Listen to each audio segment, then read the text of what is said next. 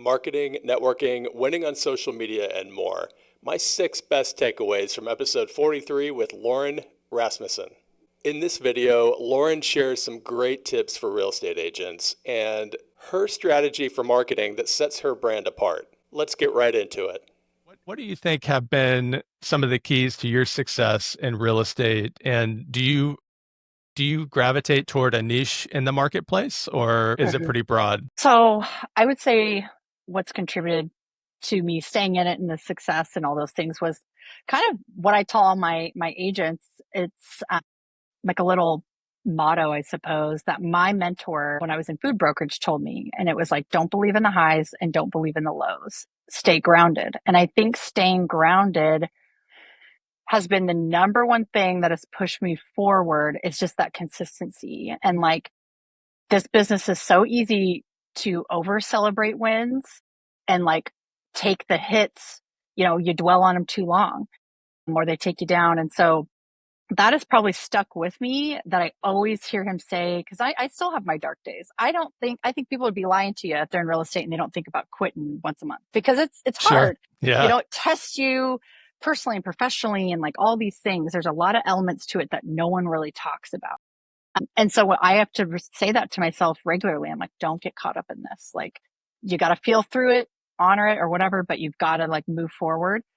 As for niche, that's kind of hard. I tend to be a little bit of a jack of all trades recently. I'll just say recently, because this market that we're dealing with is a little different. This isn't necessarily a happy transacting type market. I have fallen into death and divorce, and I have a really great system for both that I'm getting accolades on. I'm helping people through difficult times. And honestly, that background that I have of the psychology and the sociology, because of the way I communicate, the way I deliver, how I handle those things, and then being a little bit type A, organized, and really like knowing the background of things too, like really knowing how the probate process works, knowing how some of the nuances of divorce works. That has been a niche specifically in the last 6 months that I just kind of fell into and am doing quite well. Otherwise, I've always been really good at buy sells as well. So just because of that high communication, really organized and being able to communicate effectively and being really efficient those are probably my main niches. I'm familiar with your Instagram account. You do, that is very well produced. I don't know how much time you spend on it, but it looks like it's A very lot. thoughtful. Yeah, I was gonna say Yeah. it looks like you've taken some time and care with your Instagram account and marketing. Can you share some of the ways that your business stands apart when it comes to marketing? Sure. I think a high level of consistency, that is bread and butter for me. So I'm always going to show up online. So I think being able, like people expecting to hear and see from me is a big part of it. And then just like really authentic and like storytelling. Like I'm not gatekeeping anything. And that comes for a lot of my followers are realtors. So that helps feed my business when it comes to referrals and then being very searchable, of course. And then just gaining trust because I'm telling the stories, the good and the bad. I am sharing. I know there's a lot of like nuances and opinions about like just listed and just sold, but I'm going to put that out there so that people Sure. that come to my page can see, oh, she actually transacts. Because there's a lot of folks that are on social media, they're all over, but they're not actually doing much business. And then just truly coming from value and contribution. I'm showing up in a professional, classy manner that is not too stuffy. I still am going to try and show my fun side, but say, hey, I take my business really seriously too. So it's a balance, right? Like of finding that how can I still be engaging and not boring, but still show up as classy, professional, and someone that they're going to trust hundreds of thousands of dollars with. Right. So it's a balance of finding like, because if someone's going to work with us, they need to know, like, and trust us. So how do they get to know me? How do they get to like me? And then how do they get to trust me? So it's finding that balance. And I haven't always had that. It's been an evolution. That's kind of how I've built the pillars of my social media. And then just really being a real person, like being authentic. I don't think people come to my page and feel like, some people might find me cringe. I don't know. But I think they know I'm a real human. And I show up with some vulnerability too. I'll share some hard stuff of like, and I think that builds trust and they're like, oh, well, that's refreshing because I go through hard stuff too. These days, when someone mentions the know, like, and trust factor in marketing, I think of video. And have you leaned into video a lot? So I'm just like everybody else.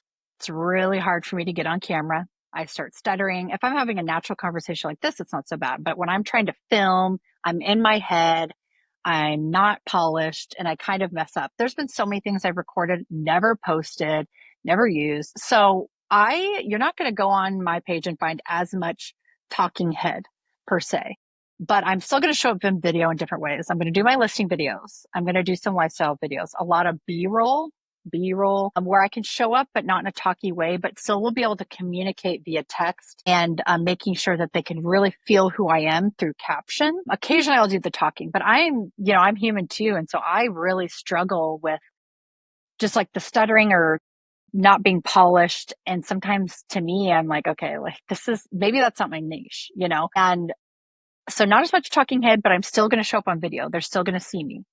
And I do regular branding sessions. I'm always going to have up-to-date photos. That's something I invest in. It's not cheap, but to me, that's an asset that they need to see because no one likes to see the headshots from 10 years ago and you meet them in person. You're like, Yeah, that's right. all you look like, Yeah. and that's kind of weird. And so like when someone sees you investing in your business, they automatically think you're a professional. Like, and not every photo is going to be perfect because I want to be relatable.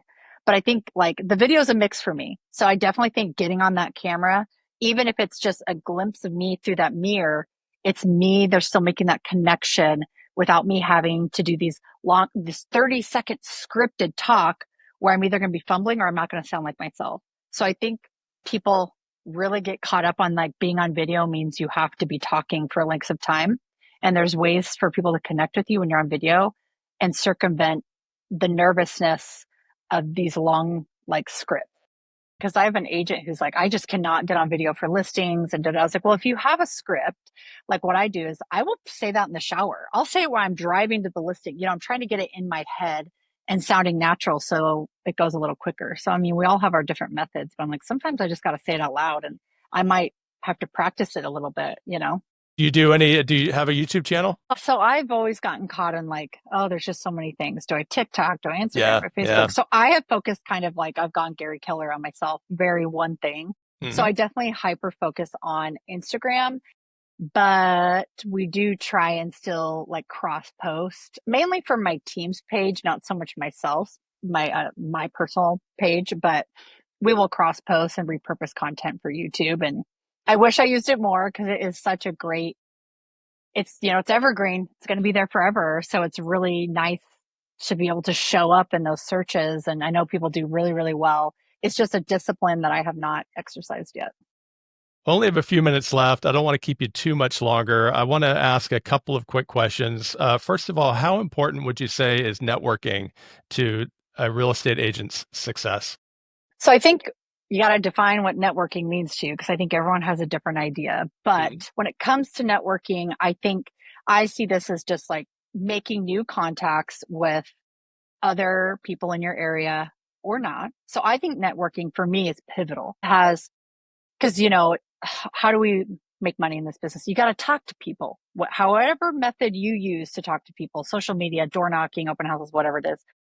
That's how you're going to feed your business. And for me, networking, being a referral based person, it has been absolutely essential. And it doesn't even necessarily have to be this overwhelming. I'm going to all these events. Networking on social media, engage with people, start the story DMs. Like that has served me. And I consider that networking because I'm making new connections. I'm talking with people. And then, yes, of course, like go a gala, go to a fundraiser, go to a business meetup, go ask someone for coffee. Like just, it really, I think people overcomplicate networking in general. I think it's essential because you want people to feed into your business. And again, they got to know, like, and trust you. Before I let you go, what advice would you have for those who are thinking about becoming a real estate agent or those agents who are early in their career and maybe just having that, that they may feel like they're drinking from a fire hose? There's just so many things to do and ways to market and so many niches out there. What would be your advice? Yeah. I mean, I think picking up a copy of that one thing. And I'm not a diehard Keller Williams thing, but really it's so easy to go overwhelmed. And I see agents all the time get in that squirrel mode. And it's like, you got to give something a try and you've got to like be consistent with that. Like if it did not work at all within 90 days, 60 days, sure, move on, but not getting distracted and really kind of focusing on what they think they will be good at and what they will actually do. Because someone can tell me you need to make 10 calls a day, 100 calls a day. But if I'm not going to do it because I don't like it, then I need to find something I'm going to show up. Everything's a discipline, but I've got to know what I'm going to be willing to do. And I think that's the biggest crux when you start in this business is figuring out what you can do and what you will do consistently. It's really, really huge. And then honestly, what I wish someone would talk to me more about was the mental health portion of real estate. Because when I started, man, I had no idea the magnifying glass that starting in this business would put on my insecurities and my just everything. It's very interesting because we're kind of treated like the used car salesman, but we actually are held to a very, very high standard. This is a serious transaction, but we've got to go out and get all this business. There's a lot that comes at you. And I think that I really struggled that first year with a lot of things, like battling myself more than anything else. And so I think there's some of that that's not really talked about initially. Comparison game. What am I good at? Frustration financially, all these things that feed into becoming an agent that I think, not talked about enough. It's kind of this glorified career when really you can get knocked down a lot and you got to be able to have the resources and the self-management to get back up every time. And I think that is something that I always coach people through when they talk to me about it. I was like, hey, like, I'm not going to be the person that's going to sugarcoat. And I have this conversation with them about like the interpersonal battle that you can go through in this business. So I would say have a good support system, be able to give yourself grace, and then, think about the insecurities you have and how you're going to navigate those through a business that can really, like I said, put a magnifying glass on them. For those who want to connect and learn more about you, what's the best way? Yeah, so probably my Instagram because that's where I live and breathe most times. So, and that's at Lauren, Lauren, 509 Real Estate. Thanks to Lauren for her time and for sharing her expertise with us. I'll have a link in the show notes if you'd like to connect with Lauren for networking or referrals. For the full podcast episode with Lauren, go to Epic Agents, the Best in Real Estate podcast, wherever you get your podcasts, or click the link in the description for this video. I hope you enjoyed this video and you got some value from it. Let me know what your greatest takeaway was from my chat with Lauren. Drop a comment below and I'll see you in the next video.